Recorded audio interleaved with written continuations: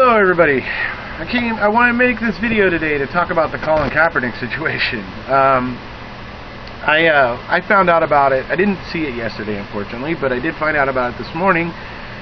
And when I found out about it this morning, I was on my way to work, so I just kind of had this whole thing rolling around in my head, hearing about how he did this, and I did hear that it was because it was some kind of a protest, but I didn't have all the facts.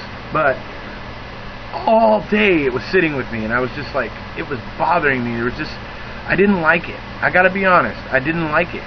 But you know, that's fine. You know, it's fine if I didn't like it. But when I did eventually get home and looked into it a bit, I you know, heard Colin's comments, heard the interviewer that interviewed him and what he had said, and I kind of realized that, you know, Colin's actually just going through the process of beginning to care and wanting to get involved, and he may be that, you know, this was probably just him trying to get the attention, which he did. He got it. So he got everybody's attention. We're all listening, Colin. So anyway, what else I wanted to say here is that as I was rolling this thing around in my head today, I didn't like what the message was saying necessarily. Like, potentially I saw that this guy is a NFL Super Bowl quarterback. He's got tons of fans, tons of kids that look up to him. I mean, he's, you know, he's very influential. So I was worried about, you know, the generation of kids that are watching him do this and thinking, oh, okay, so whenever there's something that I don't like that I think needs to change, but it's not changing fast enough, then I'll just disrespect the nation and its flag and its national anthem, and then everything will be okay. You know, so I was worried that message might come across with what he did. Reading his statements though and stuff, I'm realizing now that he's just beginning to crawl in the sense of wanting to right injustice. So I think I understand him a bit more now. He basically has been agonizing. He noticed something that happened recently in the news or whatever, definitely regarding some African American people getting shot, obviously, by police officers, judging by his statement. But that's you know, that's where he's choosing to care. That's where he's choosing to get involved, and so I applaud him for that. I totally, you know, give him props for wanting to get involved and to fight injustice, because it's a noble thing to do. So I'm going to go ahead and play the clips here of the sports announcer reading off Colin Kaepernick's statement, and then after that it's going to be the reporter that actually interviewed Colin after the game, who got a bit more of the story from Colin. So I'm going to go ahead and play those here, and then we'll come back and I'll discuss it a bit more. This going on prior to the game, Kaepernick refusing to stand for the national anthem in protest. Kaepernick telling our Steve Weish that he was taking his stance because of recent wrongdoings to African Americans and minorities. Kaepernick also telling Weish in an exclusive interview after the game, "I'm not going to stand up to show pride in a flag for a country that oppresses black people and people of color. To me, this is bigger than football, and it would be selfish on my part to look the other way. There are bodies in the street, people getting paid to leave and getting away with murder."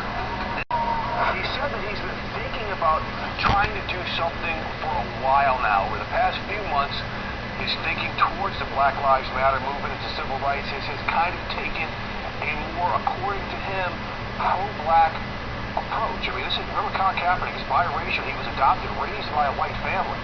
But he said he's just seen some things that have really struck a nerve with him, and he wanted to find a way to make a point. He said he wanted to become more educated about the issues, and this, as controversial as it is the way he felt he needed to take a stand.